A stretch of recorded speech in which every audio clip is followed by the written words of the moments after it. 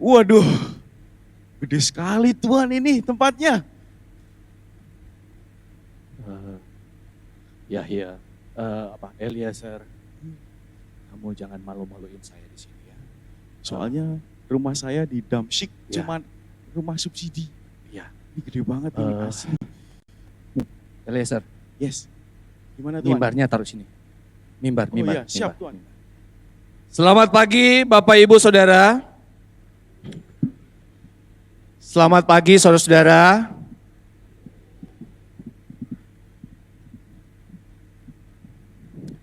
Kamu baru kali ini kesini ya? Iya, baru pertama kali Tuhan. Ngomong-ngomong, untanya kita diparkir di mana? Untanya ada di lantai G Tuhan. Sudah dipercayakan sama Pak Panca tadi kalau tidak salah namanya. Oke. Iya, saya juga tegang. Pertama kali saya juga kesini Bapak Ibu.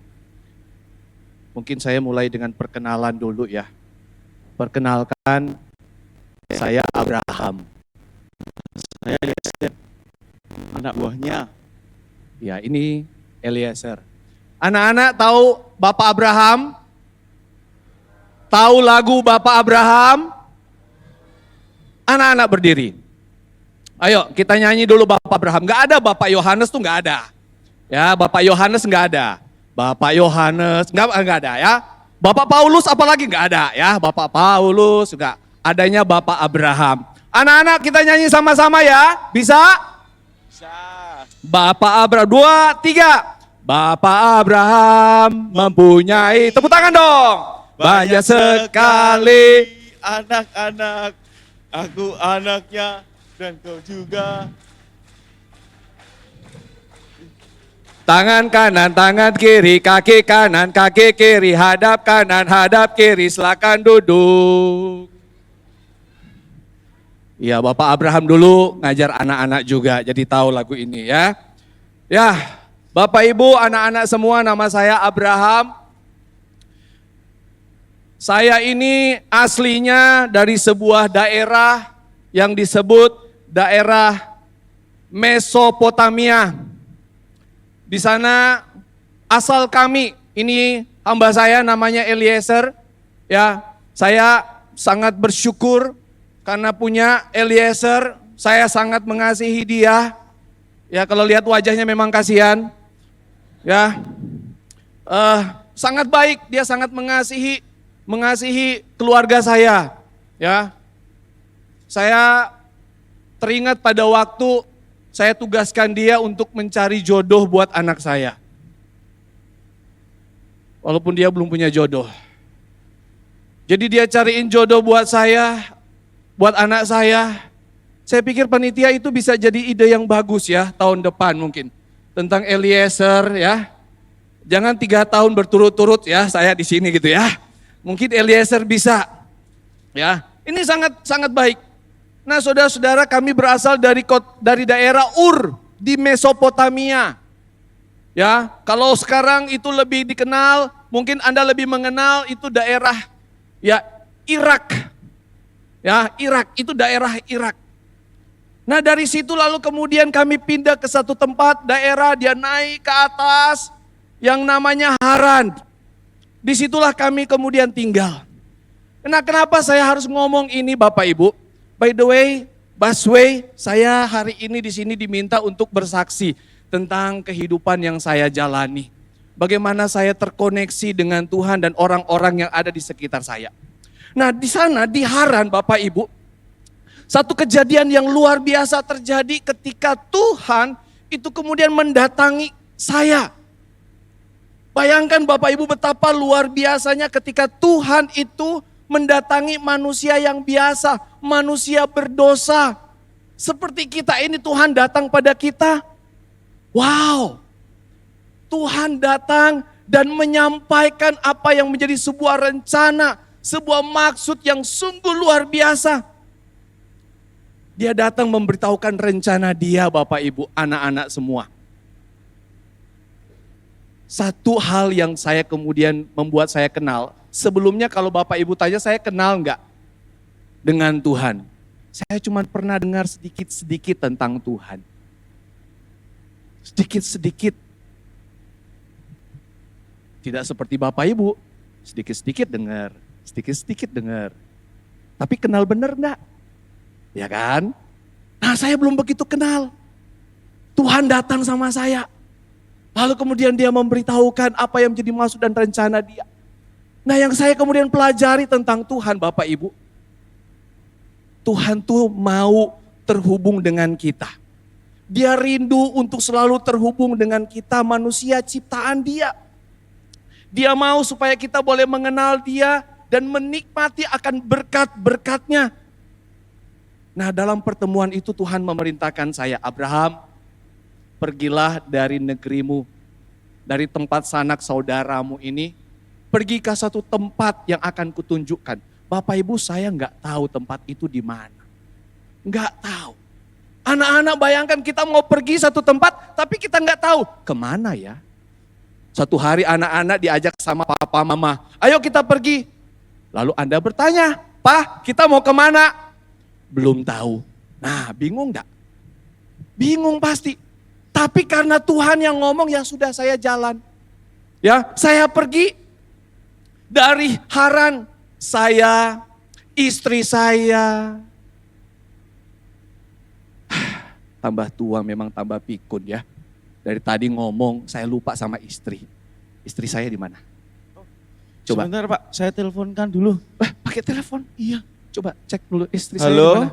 Coba ada di sini enggak istri saya coba. Ibu Dewi, Ibu Putu di mana ya? Istri Bapak namanya siapa? Wah masa gimana kamu hamba saya kok nggak tahu. Udah pokoknya cari aja. Ibu Putu kan? Ah. Sorry. Ibu Sarah di mana? Oh di atas Pak, di balkon. Ada di atas katanya. Oke lah. Tadi saya telepon TU-nya. Dia enak di atas ya duduk. Iya. Kita di sini. Iya. Curang Tahun nih. depan kayaknya cerita tentang Sarah menarik.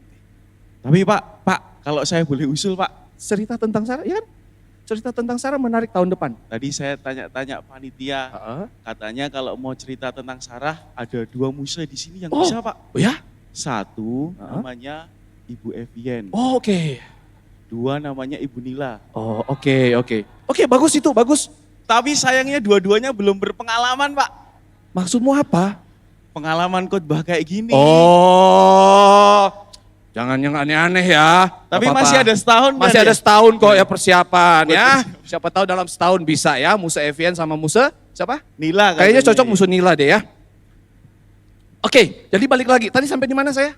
Sampai di mana? Musa Nila Pak. Oh Musa Nila. Oh dari Haran. Saya, istri saya, mana Eliezer. Semua orang itu kemudian kami sama-sama pergi. Ya, kami pergi satu tempat dan Tuhan menuntun kami dan kami tiba yang namanya tanah Kanaan. Di sana ada orang-orang Kanaan. Lalu Tuhan bawa kami masuk lagi lebih jauh. Kami sampai ke sebuah daerah yang namanya Betel. Di sana kemudian Tuhan memberkati kami. Wah Bapak Ibu luar biasa kalau Tuhan mau memberkati nggak tanggung-tanggung ya. Saking diberkatinya sampai berantem Bapak Ibu. Ada nggak di sini yang diberkati sampai berantem? Nah, baru saya mungkin ya sampai berantem. Jadi kami itu diberkati, harta kami bertambah banyak, ternak kami bertambah banyak. Tapi kemudian suatu waktu terjadi perkelahian Bapak Ibu. Perkelahian antara gembala-gembala dari kawanan ternak saya dan juga gembala-gembala dari kawanan ternak Lot. Kan lupa lagi, udah pikun memang. Lot mana? Lot, Cari, panggil. Suruh ke sini. Siap Tuhan. Panggil, Lot. Mana? Ini dia ngurusin hartanya aja. Harta terus yang diurusin. Ini kita ada pelayanan, kesaksian, harta aja diurusin ya. Ya saya bingung, mana si Lot? Nah sini kamu nih. Tuhan. Wah memang dari wajahnya kelihatan ya. Mentang-mentang udah tambah kaya, ngurusin harta aja di sini dong. Nah ini Baik, Lot, pamanku. Lot ponaan saya. Boleh tepuk tangan buat Lot. Ya, ya kelihatan koh gitu ya. Oke. Nah harta kami tambah banyak Bapak Ibu. Lalu terjadilah perkelahian. Bukan saya dengan ponaan saya, enggak lah ya. Kami sama-sama orang dewasa. Nah pekerja-pekerja kami ini yang berantem nih. Memperebutkan lahan untuk ternak bisa makan rumput. Lalu kemudian akhirnya saya bilang sama Lot, gini aja lah. Kita ini nih sudah dewasa, enggak bagus lah kalau kita harus berantem. Bapak Ibu, di sini Tuhan menuntun hati saya. Bukan karena saya, tapi Tuhan menuntun. Dalam pengenalan sama Tuhan, membuat saya dituntun oleh Tuhan. Bagaimana ketika kemudian saya harus belajar rendah hati, belajar menghargai yang lebih muda. Ya, waktu itu kemudian Tuhan memang memperlihatkan waktu saya di Bethel, itu daerah sebelah kiri saya itu daerah lembah Yordan. Ya, disitulah kemudian Tuhan mengatakan pada saya, ya udahlah, kita harus bisa. Lot sini Lot, ya, saya nggak gigit. Takut paman. Ya, enggak, ya. Jadi waktu itu saya ngomong sama Lot gini, kita harus berpisah. Saya nggak ngusir kamu. Waktu itu saya bilang saya nggak ngusir dia. Tapi kita memang harus berpisah, nggak apa-apa. Ke satu tempat ini nggak cukup buat kita berdua. Ya, kita mesti pisah. Kalau kamu ke kanan, saya ke kiri. Saya ke tengah Tuhan. Kamu ikut saya. Ke tengah Ya, saya. ikut saya jangan. Ya, kamu ikut saya. Ya, kamu mau sendiri juga. Tengah. Tengah sama siapa? Sendiri. Wah kan, mau sendiri. Jadi kalau kamu ke kiri, saya ke kanan. Kamu ke kanan, saya ke kiri. Bapak Ibu di sini bicara tentang saya tuh memang yang lebih tua, walaupun gak tua-tua amat gitu ya. Saya memang lebih senior, saya pemimpin dalam keluarga besar ini. Tapi bukan berarti yang tua selalu harus yang diutamakan, tidak. Di dalam sebuah komunitas terkadang yang lebih tua, yang lebih senior, itu harus dengan lebih rendah hati memberi kesempatan kepada yang muda. Dan itu yang saya kemudian pelajari, saya beri kesempatan kepada Lot. Ya udah Lot, kamu yang pertamalah ya. Untuk kemudian memilih, mau kalau kamu ke kanan, saya ke kiri. Kalau kamu ke kiri, saya ke kanan. Dan Bapak Ibu pasti sudah tahu dong, Lot pasti memilih namanya anak muda. Ya, dia memikirkan mau investasi gitu ya, memikirkan prospek ke depan. Maka dia memilih yang sebelah kiri, ya, lembah Yordan. Tapi kita dengerin langsung ya dari Lot ya. Waktu kamu memilih lembah Yordan, itu kenapa? Pak Bill yang tua. Uncle Abraham. Waktu itu aku melihat kalau pekerjaku banyak, domba-dombaku juga banyak. Dan ketika aku melihat lembah Yordan itu, lembah yang dipenuhi dengan banyak rerumputan yang dibutuhkan oleh domba-dombaku. Begitu pula tersedia air yang banyak yang dibutuhkan oleh gembala-gembala itu, juga domba-dombaku. Maka aku memilih tempat itu. Terus waktu saya ngomong, Bentar Pak, mohon maaf, mic-nya lebih dekat lagi ya Pak Lot ya. Siap. Nggak kedengeran. Benar-benar seorang hamba yang baik. ya. Kedua, waktu saya kasih kamu kesempatan pertama memilih, kok kamu nggak bilang, ya udahlah, om aja duluan, uncle yang duluan. Kok bisa kamu tetap milih duluan? Awalnya begini, Uncle. Ketika aku berpikir bahwa aku ini masih terlalu muda dan aku tidak pantas untuk memilih lebih dahulu. Tetapi karena Uncle yang memerintahkannya kepadaku, maka aku melakukan sesuai dengan apa yang Uncle perintahkan kepadaku. Wah ini nih ya, bagus, seperti itu. Gak sempurna, Uncle. Oke ya. Nah Bapak Ibu, jadi kemudian Lot itu memilih lembah Yordan. Ya, lalu kemudian saya tetap berada di Bethel. Hal yang kemudian Tuhan tunjukkan pada saya. Sungguh saya sangat mengasihi Lot. Ya, itulah kenapa saya kasih dia pertama nggak apa-apa. Ya, dia masih punya waktu yang lebih panjang untuk mengembangkan diri dia, untuk mengembangkan potensi dia. Dan kamu yang duluan, nggak apa-apa. Yang kedua, kenapa saya katakan saya sangat mengasihi Lot? Karena satu waktu itu terjadi peperangan. Jadi begini Bapak Ibu, sekalipun kami ini itu jauh ya, sekalipun kami jauh. Saya ada di Bethel, lalu kemudian Lot itu ada di lembah Yordan, di daerah Sodom dan Gomora. Bukan berarti kemudian kami tidak berkomunikasi. Saya terus berkomunikasi Bapak Ibu. Saya tahu kondisi dari kemudian keluarga saya, dari Lot dan istri dan anak-anak saya tahu. Saya ngerti bagaimana kondisi mereka. Karena itulah kemudian saya juga tahu ketika satu waktu terjadi peperangan di daerah Sodom dan Gomora. Perang. Ya. Ketika ada orang-orang yang datang menyerang dari negara-negara tertentu, Mereka datang ke Sodom dan berperang dengan raja-raja Sodom dan Gomora. Peperangan yang begitu hebat. Dan ternyata kerajaan dari Sodom dan Gomora itu kalah. Ya, kalah. Lalu Lot, istri dan anak-anak dan semua orang yang tinggal di rumah Lot itu ditawan. Kabar itu sampai kepada saya. Apakah saya kemudian berdiam diri? Oh tidak. Saya harus bergerak. Enggak bisa. Jangan pikir kemudian ini yang tua udah diam-diam aja, udah cuek aja lah. Enggak bisa. Kita mesti cari. Kita mesti pikirkan apa yang bisa dilakukan. Maka saya langsung berkoordinasi dengan Eliezer.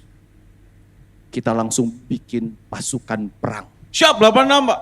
Yang lalu, bukan sekarang, yang lalu. Mohon maaf Ya. Tuhan. Kita membentuk dari rumah saya ada 318 orang terlatih. Termasuk, mana dia? Eliezer. Terlatih. Dan kami mengejar. Mengejar untuk menyelamatkan Lot. Saya nggak membiarkan dia. Saya ikut bertanggung jawab. Sebagai yang lebih tua, yang peduli, saya ikut bertanggung jawab. Saya kejar. Dan Tuhan menolong kami. Kami bisa mengalahkan mereka. Dan kami bisa menyelamatkan Lot dan keluarganya. Yang kedua Bapak Ibu, saya juga kenapa saya katakan saya masih generasi yang lebih muda dari saya. Saya mendoakannya. Saya mendoakan Lot. Bapak Ibu, satu waktu Tuhan datang dan mengatakan pada saya, Sodom dan Gomora akan di bumi hanguskan. Saya bilang, aduh Tuhan. Saya ingat Lot, saya ingat istrinya, saya ingat anak-anaknya. Ini bagaimana? Maka saya mendoakan. Saya bilang, Tuhan, kalau boleh jangan. Saya negosiasi dengan Tuhan. Saya berdoa. Saudara, betapa pentingnya mengingat orang-orang yang ada di sekitar kita. Bukan hanya tahu, bukan hanya kenal, tapi mengingat mereka di dalam doa. Saya tidak hanya mencari kabar tentang Lot, tapi saya juga mendoakan Lot. Di dalam hubungan kami, saya mendoakan dia. Walaupun pada akhirnya setelah negosiasi dengan Tuhan, di dalam anugerahnya Tuhan masih mau negosiasi dengan saya, tapi tetap gak bisa. Tuhan harus menghukum Sodom dan Gomora. Tapi saya bersyukur karena Lot selamat dan anak-anaknya. Sayang istrinya jadi tiang garam. Tiang garam yang lagi menjaga anak-anak. Ya, istri jadi tiang garam ya. Itulah. Ini panitia, tahun depan ada ide. Lot, boleh cerita tentang Lot di sini. Jadi ada banyak cerita hari ini. Mau tentang Sarah, Eliezer, atau tentang Lot, silahkan dipilih. Sudah ada pemerannya. Tentang Bapak Abraham belum selesai lanjutannya loh. Kamu Eliezer.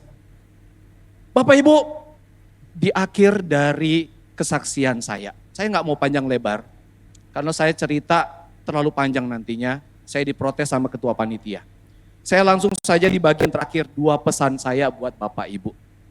Yang pertama, hidup yang diberkati adalah hidup yang terus terhubung dengan Tuhan, sumber berkat. Ini bukan hanya tentang kita yang diberkati, tetapi ketika kita diberkati untuk menjadi berkat bagi orang lain.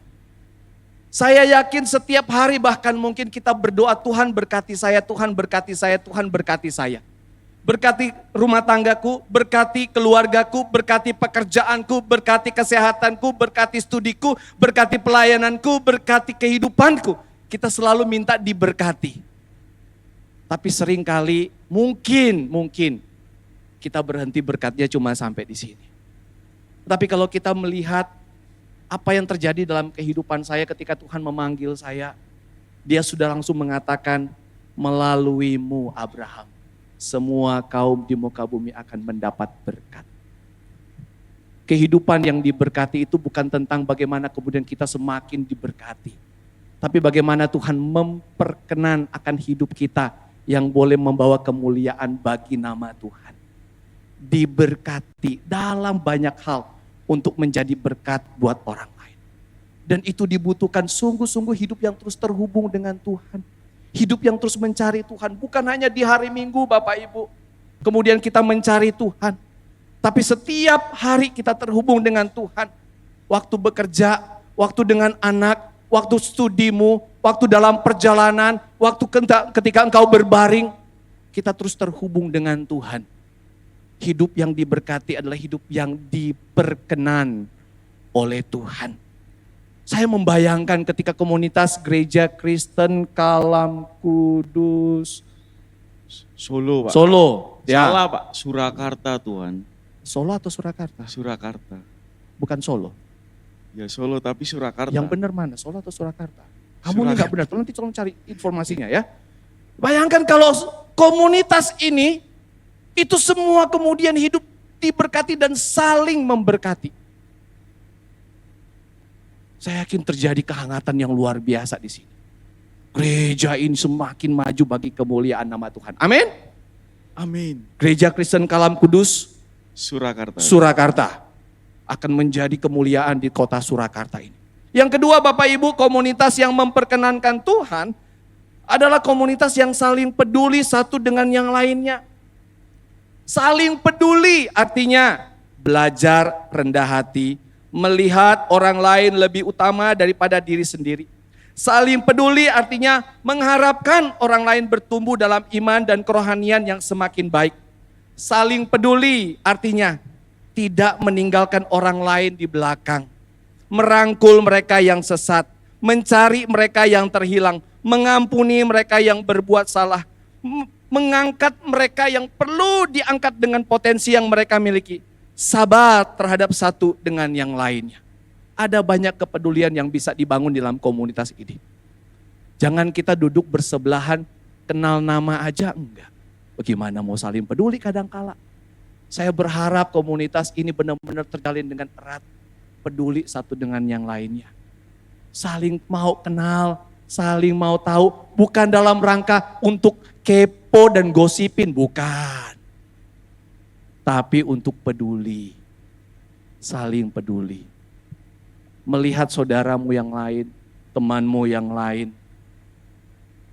Sudah lama mungkin tidak datang ke gereja. Sudah lama mungkin tidak terlihat dalam pelayanan. Saling peduli. Satu dengan yang lainnya.